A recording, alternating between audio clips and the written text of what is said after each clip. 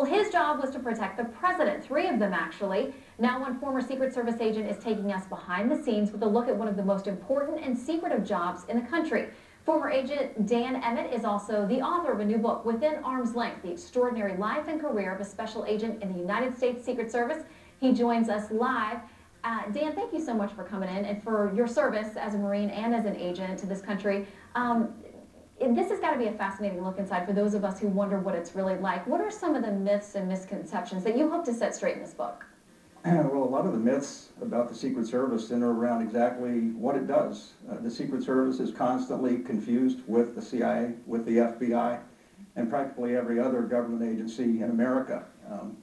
The Secret Service is its own entity, it's its own organization that has a dual mission of protecting the president and others, as well as investigative.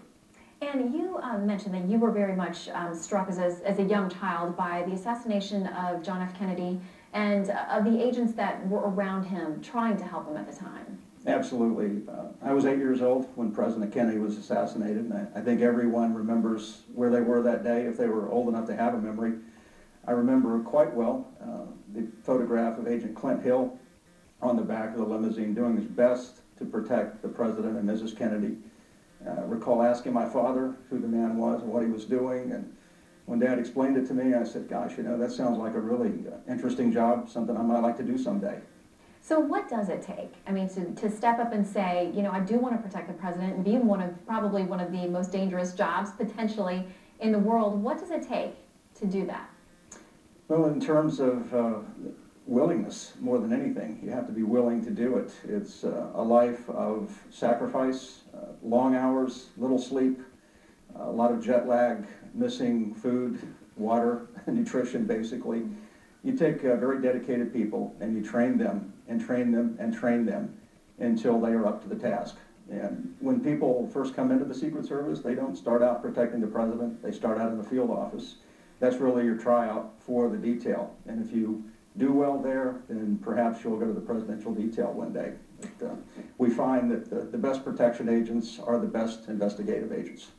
Well, I found it fascinating, too, that your wife is also a retired agent, and you share part of your story about meeting on the job and about experiences you both had in the book as well. That's correct.